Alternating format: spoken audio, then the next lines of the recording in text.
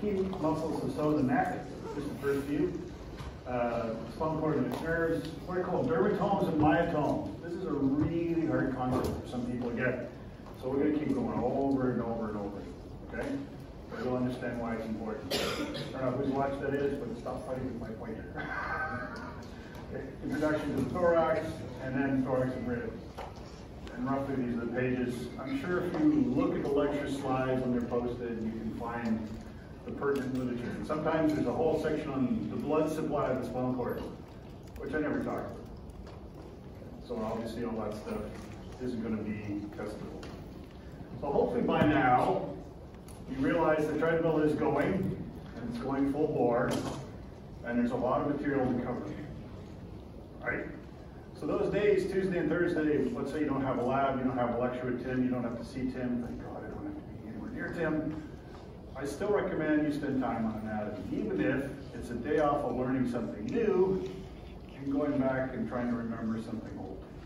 Okay? And that's what you're going to have to go through to really consolidate this material. It's just, it's a marathon. It's not hard. There are some concepts that are challenging. But if you understand the anatomy and then you start to learn how to apply it functionally, that's going to be really important for your course going forward. Okay? So, what did we talk about last time? We talked about all these ligaments that basically hold the different vertebrae together. And so I recommend you go over them in the lab, and you can actually see maybe a little better how that posterior longitudinal ligament runs down the posterior surface of the body of the vertebrae. That's why it's called the posterior longitudinal. It's in front of the vertebral canal. It's anterior to the canal. It's anterior to the spinal cord. It's behind it. Okay. And it's small. And then on the front is this big band of anterior longitudinal ligaments. So what would they do? They would restrict motion of the vertebral bodies in a flexion and extension kind of way. Even the anterior lateral aspects of this one would restrict some kind of lateral flexion. Talked a lot about the facet joints, ligament and flavum in between the lamina, and the different articulations we're going to pick up again when you start to get into the thoracic region, and now you have a rib to play with. And the rib has to articulate with those vertebral bodies in the back, so they have to somehow be attached. So that's what we again. And we talked a little bit about this disc, the annulus, and then underneath the cartilage plate will be the nucleus. We also talked about herniation. That's out of interest. Remember, any kind of blue box in Moore is just out of interest. Those are clinical boxes. And you're going to find, going forward, there's very few of those talked about now, because last Monday we lost 50 minutes. And I'm trying to squeeze that in. I banked on September 30th, which last year was a Thursday. So next Friday is September 30th. You have that off. That means I've lost 100 minutes of contact time in the lecture hall. Okay, so I'm not going to speed up. This is going in there.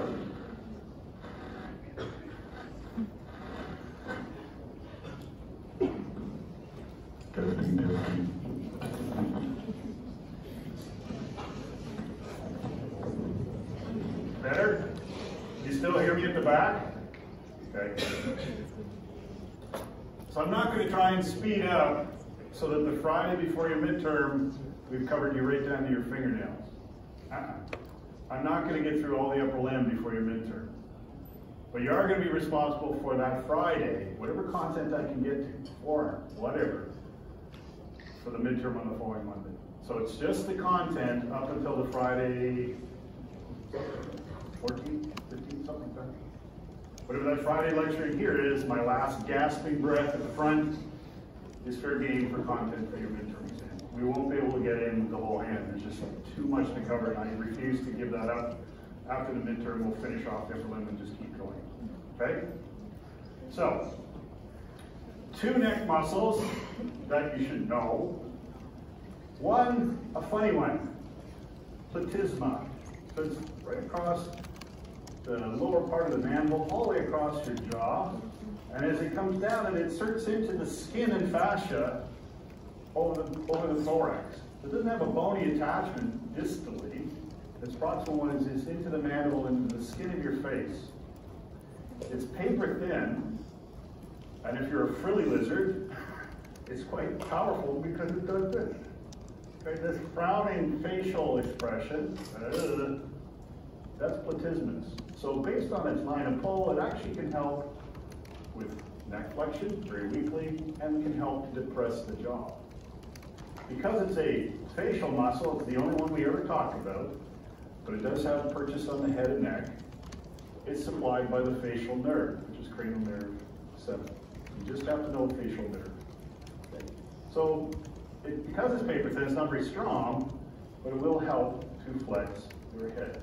In fact, you have recordings, we're supposed to be going into the next muscle with electrodes, which is underneath it, sternocleidomastoid, and John put the electrode in really superficially, and I can get woe units by frowning and making gestures with my face. I could actually record it from the muscles, really, really thin. Okay? The second muscle is the sternocleidomastoid, or SCM, short form. Sterno, well, that's one attachment. It's from the sternum, manubrium, the top of the manubrium. Cleido, from the medial aspect of the clavicle, the superior surface. So two different heads, two different distal attachments, although they call them, I think, more proximal. The other end goes up and attaches to that mastoid process. Remember that part of the skull I asked you to remember? That big bump is big because this muscle is big. It's very powerful. Okay, so it has an attachment to the mastoid and actually curls around a bit onto that superior nuchal line. So the lateral part of that line, that superior line that comes from the external occipital protuberance out. I also talked about that line. One of the reasons that's a line and a ridge is this big muscle.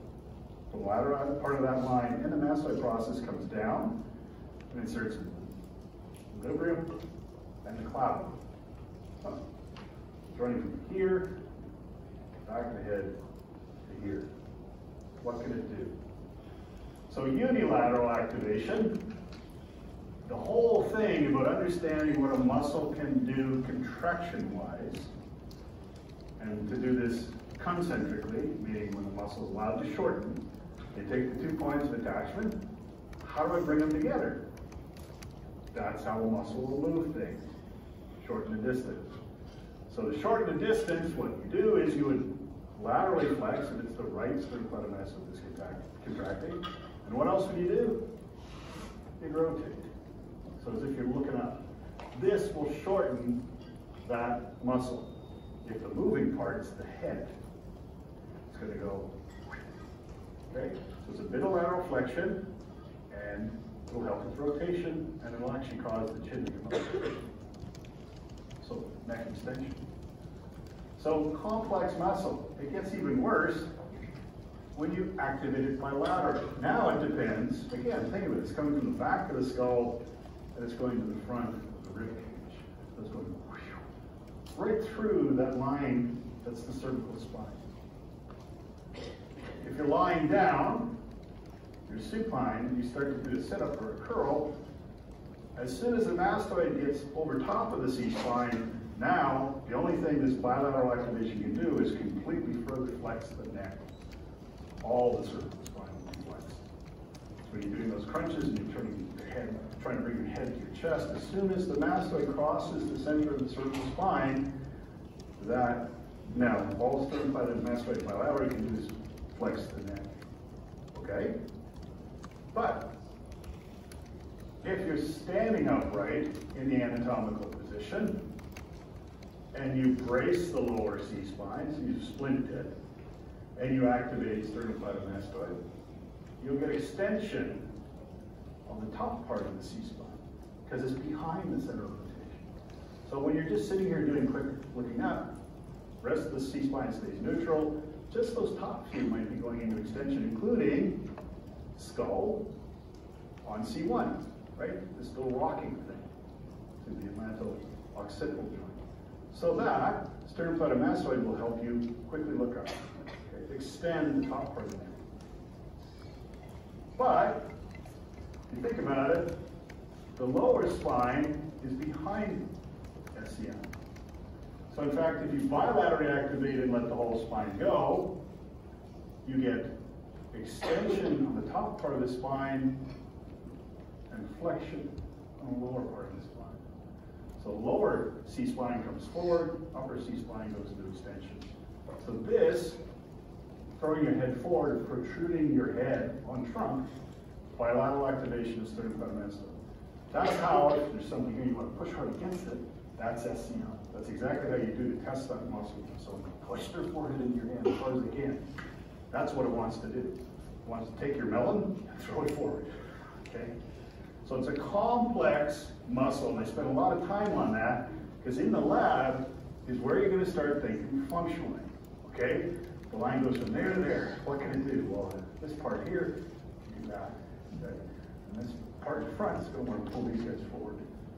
That's how it works. Okay? And if it's unilaterally activated, just think the 2 points have to come close together. That's the only way you can do that. So a bit of lateral flexion and rotation to the other side. That's how you think functionally about these muscles. Now this guy, SCM, is supplied by another cranial nerve, cranial 11. It's also called the spinal accessory nerve. And you're going to need to know that because another muscle is supplied by the exact same nerve. So these guys, if you have a high cervical fracture and you're paralyzed quadriplegic from C1 down, they're still innervated. Right? Because these are cranial nerves, these are nerves coming from the brain. So Christopher Reeve still had control over his SCM, a little bit of trapezius actually as well, and platysmus and all his facial muscles. He had control over those.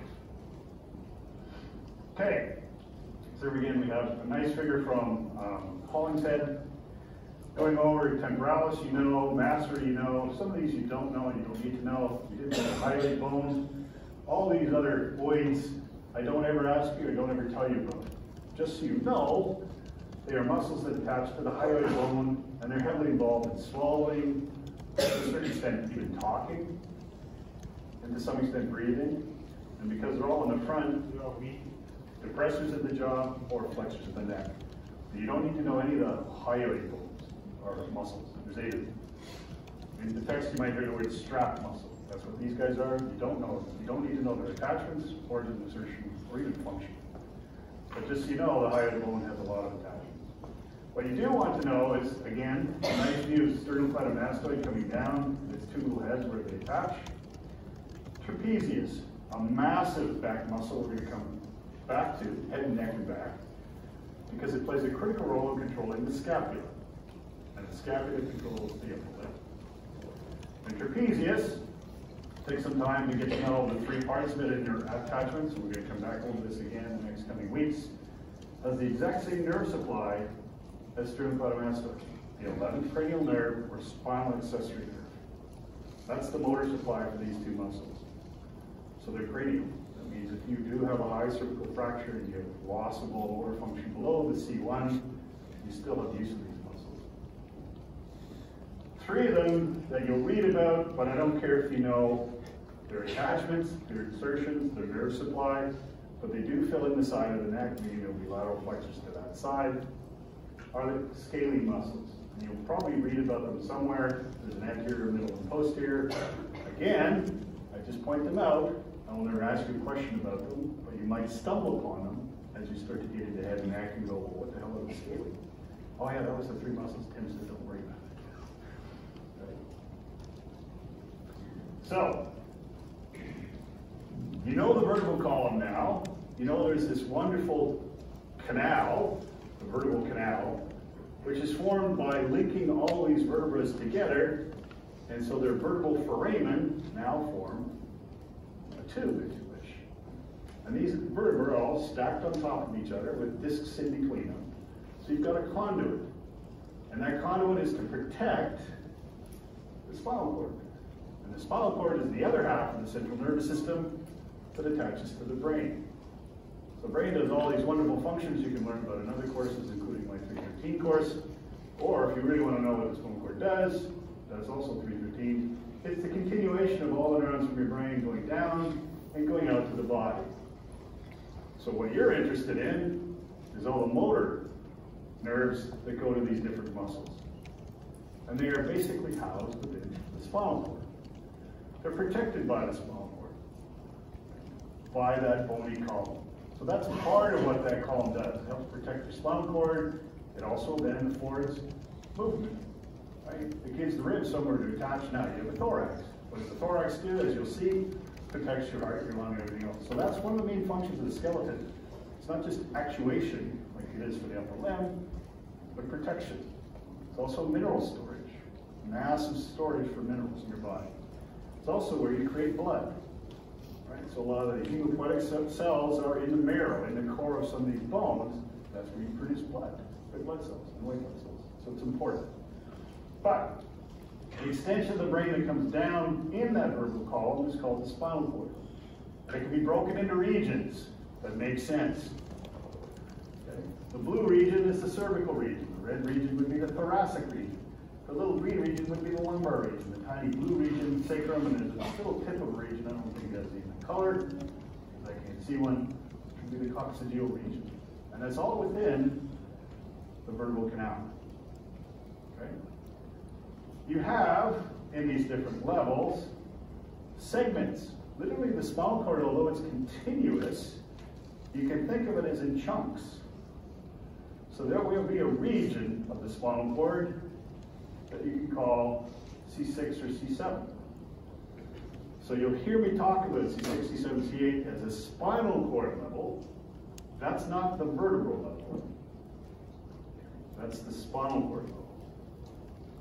And you'll see two enlargements. There's a blue enlargement up here, and then with the sort of the yellow and the red, there'll be another enlargement in the spinal cord down near the lower thoracic and sacral regions. Why? Well, that's where all the nerves are in the cervical region, the cervical region up the thoracic, that go to your arm. Holy smoly, there's a lot of muscles in there that are supplied by that region. So you have to have a lot of neurons in that region of the spinal cord. That's why you enlarge the cervical region. The lumbosacral one is for all the nerves, the motor nerves that go to supply all the muscles of your hip, knee, foot, leg. The thorax, there are muscles. We will hear a little bit about those Friday, between your intercostals that help you breathe and stuff like that. So there are motor neurons in there, but there's less of them. So you don't have as big a spinal cord in the thoracic. And you notice there are multiple spinal nerves because there are multiple spinal cord segments.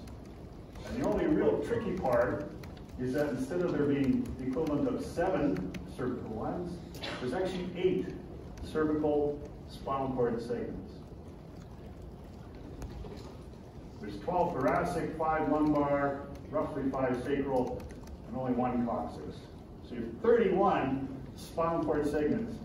So you can literally go down the spinal cord, can't tell them apart, but they would be functionally very different. Why? Because each segment gives rise to the bunch of nerves that then exit through the intervertebral foramen.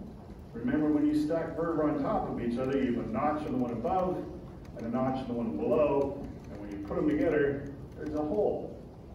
And that is where the spinal nerves pop out. So if you have 31 total spinal cord segments, 8, 12, 5, 5, and 1, sometimes 0, you'll have 31 segments. That means you'll have 31 spinal nerves popping out through those holes. 1 all the way down to the coccyx there. Now, the 8th one is kind of tricky in that C1 spinal nerve, where does it go? It goes out over top of the arch of your first cervical vertebra, atlas. So it's going to go out that way. C2 goes out below C1 and between C1 and C2, and then from there on, everybody's going to go out below those levels. So the L1 lumbar spinal segment's going to go out between lumbar 1 and 2 vertebra through that intervertebral foramen. That means there's 1 per side. Well, that's good because we have a left and right side to the lens. Okay, so that's where these spinal nerves go, and you can color code them. Same kind of image here, now getting into a little more detail, is the other thing you should notice, other than the numbers, is as you go progressively down, the spinal nerves start to get a little longer before they actually exit up. In fact, The spinal cord itself stops between L1 and L2. It terminates. It doesn't go any further. So the cells in the spinal cord only span from the base of your brain, the foramen magnum, down to about L1, L2, and they stop. This tip here at the end is called the conus medullaris. It looks like a little cone, a medullary cone, that's why they call it that. That is the last grouping of cell bodies within your spinal cord. Those would be the coccygeal ones. Wait a minute, you mean the coccygeal cells stop at L1, L2? Well, how the heck do they get out? They have very, very long axons that come all the way down and exit out there. So in fact, from roughly L1 to L2 down in the vertebral column, there is no spinal cord. There is a bunch of these long spinal nerves, and they look like a horse's tail, hence their name, cauda equina. Equina horse, cauda tail. So in cross section, if you were to look between L4 and L5, you wouldn't find a spinal cord. You just find a whole bunch of these axons, these nerves, going out before they could exit through their vertebral frame. These suckers are quite long. If you go up to about T5, T6, the cell bodies and segment for T6 is slightly above the actual vertebral level. So the nerves still have to come down a bit before they actually exit out. And again, that's because only 2/3 of the vertebral column actually has spinal cord. Okay? So that's how they're labeled. On this figure, there's a whole wrapping that I'm going to spend a lot more time on in a second that covers the spinal cord. So the spinal cord isn't just sitting there in the middle of the canal. It actually has 3 coverings that wrap it and separate it from the bone on the outside, from the vertebral canal. So it actually acts as protection and stability. And what's neat about this sac that the spinal cord sits in, it's continuous with the sac that covers your brain. So your brain and the skull is also separated from all the bone in the cranium by these 3 layers of connective tissue. They're called the meninges. And we'll come back to them in a second. So that whole thing is continuous. It all comes out through the foramen magnum and carries on all the way down the vertebral canal. And what's neat about this is the whole thing is floating in fluid. So the whole thing is bathed in what's called cerebral spinal fluid, or CSF. That term, it's all bathing the tissue. Why? Well, you're floating a very fragile tissue. This is kind of like jello. So that's good. That gives it added protection. Nourishment. The CSF is full of all kinds of stuff that helps to nourish these cells and also take byproducts away, bad stuff. Okay. So what they've done here is they've cut mid-sagitally through the lower part of the thoracic, lumbar, and the sacrum. So you can sort of see where the spinal cord is coming down, and right there at the conus, the spinal cord cells stop. All this other stuff are all these nerve branches as they come down to then exit through the intervertebral frame. So there and here would be your cauda equina. Okay. And the sac that it surrounds the spinal cord, basically where all this cauda equina is a fluid-filled sac called the lumbar cistern because it's in the lumbar area. Now, the cord isn't just left willy-nilly.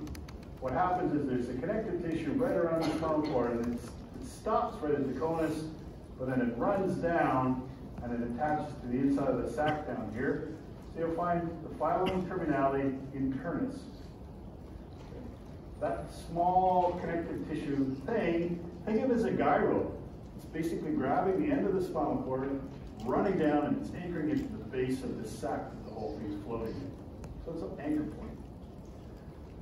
The sac itself doesn't go all the way down to the coccyx, it stops. So in the sacral canal, all you have is a thin connective tissue extension that goes down and ties it to the coccyx. So the whole sac is now also anchored. And so you see the term filum terminale externus, external to the sac. So the whole thing, the spinal cord is anchored to the sac is then anchored to the coccyx. And it all runs within your vertebral canal right through into the sacrum. When you get to the sacrum, you'll see there's a sacral canal. There's just going to be nerves in there with this sac. Okay? That's how it's all put together. Now, Who cares, Tim? Who cares? Well, I do, because these nerves are the thing that's going to eventually control the muscles to contract. And I don't know what you remember from high school biology, but God help us, we've covered this. This would be a cross-section of the spinal cord. All this outside stuff would be white. That's because all the axons, the nerve cells that are covered in myelin, are running up and down in this area. And that's the bulk of the spinal cord. It's all cables. The butterfly in the middle, this H, is in real life very gray. And that's because it's where all the cell bodies reside, and they're not covered with myelin. And in fact, if you look in the front, and so this is the anterior, this is the posterior surface, the front of your little butterfly, in here are all the cells that give rise to the neurons that go out and connect to the muscle. These are all the motor neurons. Skeletal motor neurons, your cell bodies are all in here. How do they get there? What they do is they send their axon out through what's called the anterior or ventral root. So all their axons are going to come out through this branch here. So everything motor goes out the ventral part. So this would be called efferent. All the cell bodies are going to go up through here, and they're eventually going to connect up to every muscle out there. In certain regions, the thoracic region, they're also going to connect up to sweat glands, muscle around arteries, so controlling blood flow. It's a whole different part of the nervous system Tanya should talk about, called the autonomic nervous system. I don't care what you do. I care about the one that makes you move.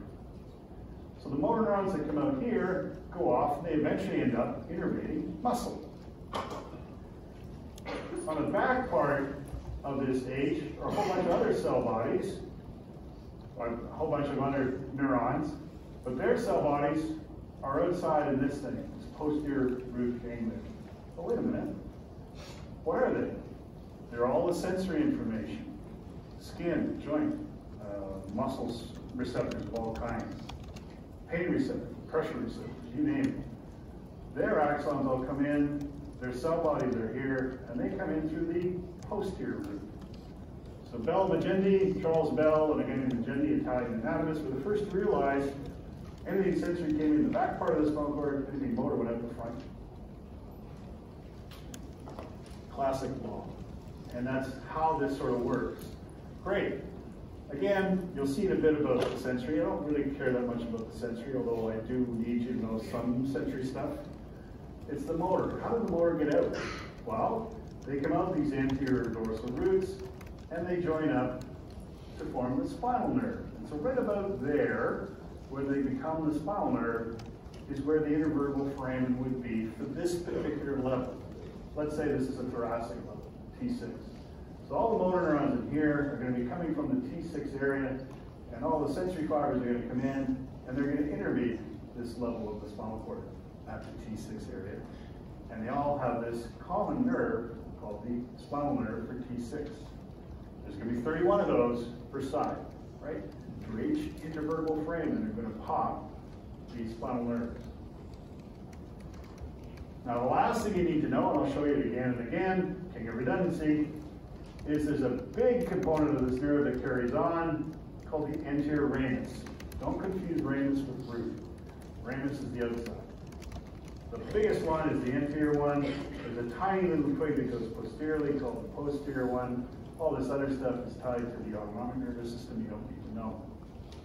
So, roots, right? Dorsal and or posterior and ventral come off, join final spinal nerve. As they go through the intervertebral foramen, a whole lot of neurons go this way, the anterior ramus, and very few go that way, the posterior ramus. Got it? There are 3 layers of connective tissue all around the spinal cord. These are called the meninges. They're continuous with the ones that are in the brain, that cover the brain. The thick outer one, dura mater. Mater, mother. Dura, thick. Thick mother. Okay? It's a tough connective tissue. It's the outermost coating. It is there to protect the spinal cord.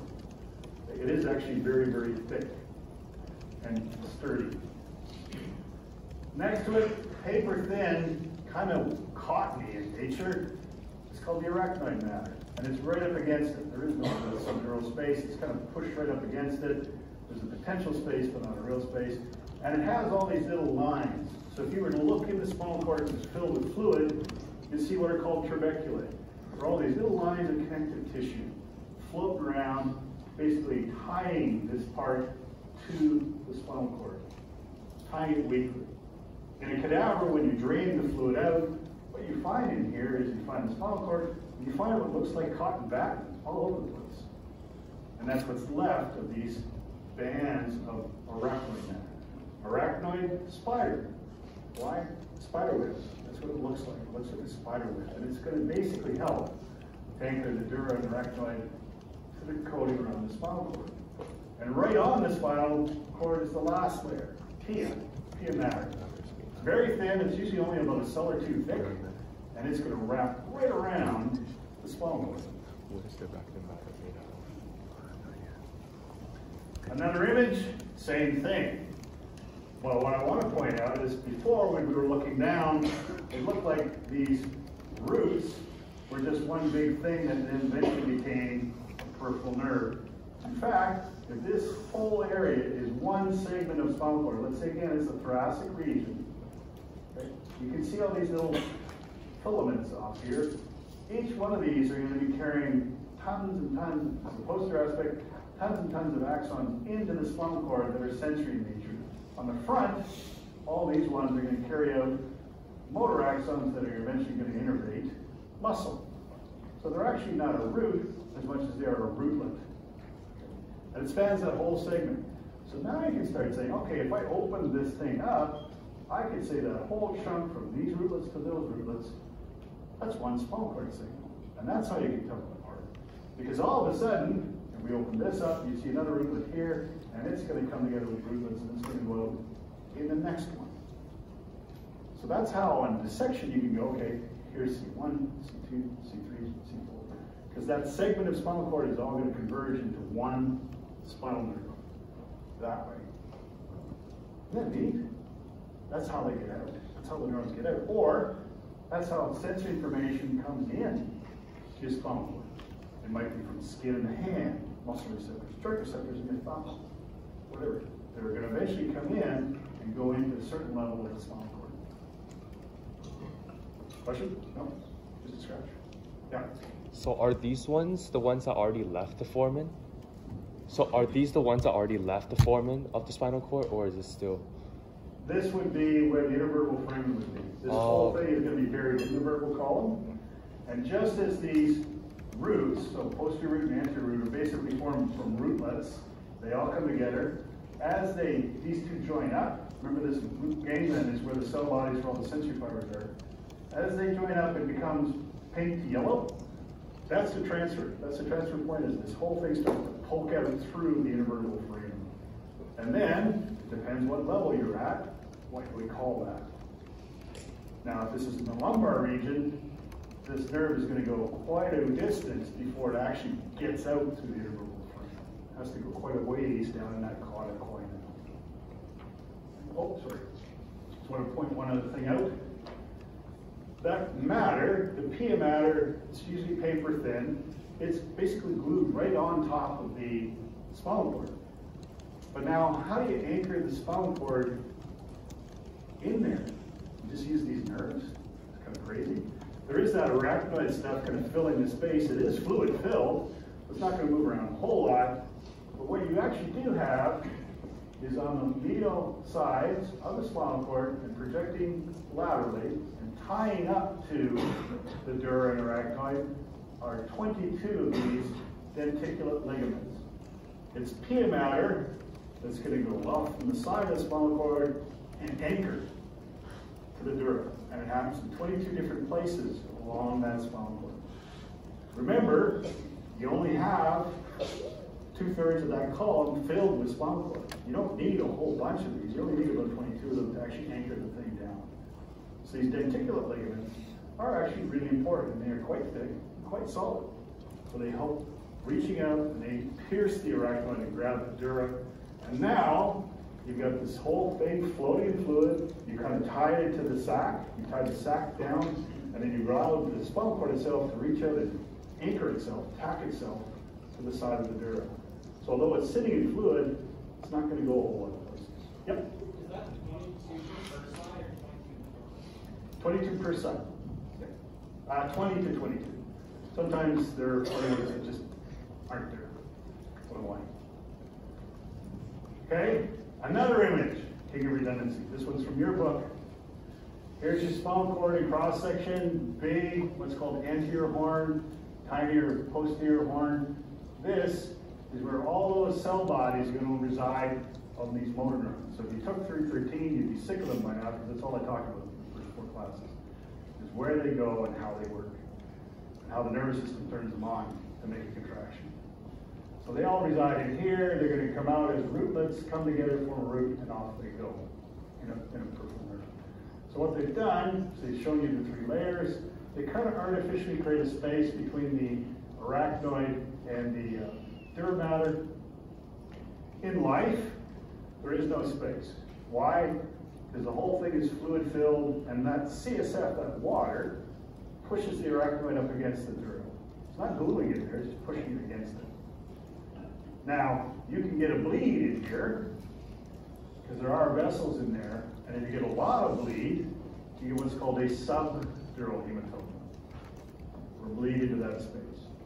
So the spinal cord, bit of a problem. In the brain, massive problem.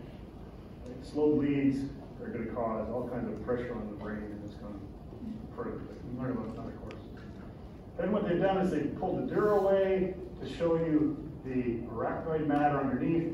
You can faintly see the rootlets coming together that would form the root. Here's a better example when they actually cut through the dura and remove it. Now you can see the surface of the spinal cord is going to be covered with pia matter. There are all the rootlets as they converge. So each one of these are going to carry axons from cell bodies in here that are going to come out this way. And they're eventually going to join in here to form a nerve. And as they pierce this casing, so right about there would be where the intervertebral foramen is. So you can see the color changing. It's still continuous. In fact, what it does is it blends to that outer layer of the peripheral nerves. I don't know if you've covered this yet, 131.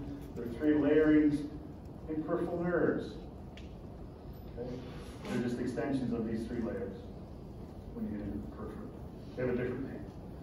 So here again is a nice picture showing you one of these denticulate ligaments. So that's this nice pia mater that goes out and actually attaches to your side and helps hold the thing in place. So now you get a spinal cord, you get multiple spinal segments, you get nerves, 31 of them, 8 in the cervical, 12, 5, 5, and 1. All coming out through these foramens.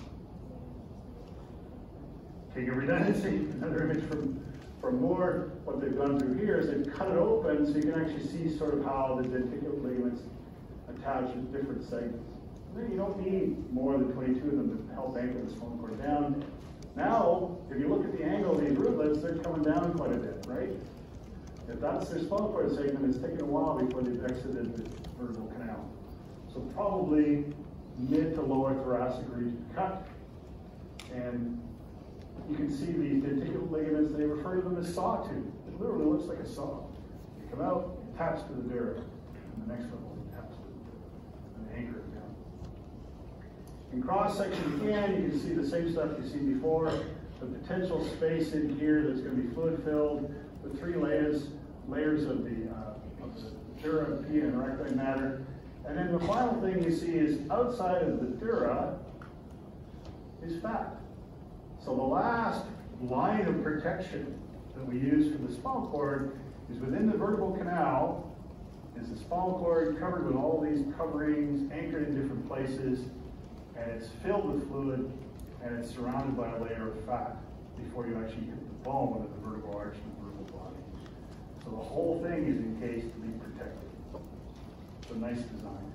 So you actually do have fat storage and venous drainage all through here. That's very important. So nice figures, take your time. If it's an artery or a vein, you don't have to know it. The meninges, how they work, some of the key ligaments like they denticulate, and how they all fit within this spinal cord. It's important for you to know. So one of the things you can do, this is probably the last clinical slide you'll ever see from me, is because the spinal cord stops at L1, L2, basically the disc space in between them, you can do punctures without worrying about hitting the spinal cord. The last thing you want to do is put a needle in here, through the spines, like through the lamina, in the space, and jab someone in the spinal cord. Oops. But if you go lower, usually L4, L5, L5 on S1, or L3, L4, you can actually put a hypodermic in there, into the space. And the only thing you're worried about is that horse's tail. So you put it in slowly, basically the peripheral nerves will move, or the nerves, spinal nerves will move out of the way. And now you've got your needle right underneath the spinal cord, and you can sample the cerebrospinal fluid. So what they do is you can either stand it, or you have someone lying on the side in a fetal position. Why? Because as you do this, remember the lumbar region, those spines are kind of like plates. As you flex, they open. And now you can put the hypodermic right in there, and without worrying about banking into the old spinal cords, it's done. The spinal cord stopped at L1, L2. So they can actually go in here, and that's where they would do a spinal tap. They can then withdraw the CSF and think, is there meningitis going on? You know, bacterial meningitis, Creutzfeldt, Jacob's disease, whatever. Okay, so you can actually go in there and see if there's COVID in the CSF. Or, if you want to just go in a little bit, but not right within the cistern itself, but just on the outside, you can put in an anesthetic, epidural. Mom wants to give birth, but doesn't want to go under general. Wants to be awake, but doesn't want to feel any pain. So they go in here, inject a nice volume of drugs. They basically block nerve conduction from where? Pelvic floor and legs. So they don't feel anything. So an epidural is a very powerful way. You can do that also if you're going to do distal surgery on the limb and you want someone awake. You need to do a block on the nerve, or you can do a whole epidural and take the whole body in. In Winnipeg, they actually have walking epidurals now. They have a drug that only blocks sensory axons, but leaves the motor axons okay, so mom can get up. Late stage pregnancy, doesn't feel a whole lot, but she takes her IV stand and she can actually ambulate, which of course encourages the fetus to pop out. So, and this is all benefited by the fact of the design of the anatomy. You can do that without worrying about hitting the spinal cord. Anesthesiologists love this. Okay, the concept from hell. Let's try this. A few minutes, I want to try and get through this one. So we know, so far, spinal cord, there's your little motor neuron. It's going to come out, it's going to go through one of those rootlets. It's going to join up with other nerves from other rootlets. It's going to form your anterior root. They're eventually going to join the posterior root to become the peripheral nerve. And then they're going to go up the anterior ramus because they're not going to go posteriorly. And again, the anterior ramus is primarily most of the neurons you're going to ever talk about supplying limb muscles, like they are. That neuron is eventually going to go, and let's say it's T6, it innervates, or T10, it innervates the muscle of the intercostals at the level of T10. Okay? That's called a myotome. That means any of the neurons from here, any of these things, are all going to go to the same region of muscle in the periphery. That is what's called a myotome. Same thing in reverse. Let's say you take a chunk of skin over someone's chest wall. There's a bunch of skin receptors in there. They connect up with an axon that goes all the way back up through its peripheral nerves, and eventually it comes racing in through your anterior ramus to become a part of the spinal nerve, and then it goes posteriorly where its cell body is the dorsal root ganglion. It comes in and it will make synapses in here, and it's carrying sensory information. Every single skin receptor in this area will basically come into that same segment of spinal cord. That is a dermatome. Derma, sensory. Myotome, motor out. But you can see now, these spinal nerves, these chunks of spinal cord, go very specific places. And on the side here and here, this funny little cartoon picture, that is the dermatome presentation of your spinal cord. So if I'm out here on your shoulder, tickling away, anything in here that's cutaneous is going to eventually come into fourth cervical spinal cord segment. If I go down the outside of the arm, I go, oh, all of a sudden I'm into something else. This is now C5. So anything on the outside of the lower part of the arm here, if it's skin, is eventually going to make its way into the fifth cervical spinal cord segment. And you can go in and map everything. And I focus on the hand because it's the easiest thing to do. If you think of the thumb itself is going to carry all this cutaneous information that's eventually going to make it up into C6. C6 spinal cord segment. The middle finger, it's going to go to C7. So anything that you feel here is going to your seventh cervical spine. Everything you feel here is going to your sixth cervical spine. Baby finger, anything you feel here is going to your eighth cervical spine. Remember, the eighth cervical spinal cord segment. Now, why would this be a handy thing? I've been in a car accident. I have an unstable spine, and you want to know where the lesion is. Holy crap, this is cool. Okay? They go all the way down the trunk.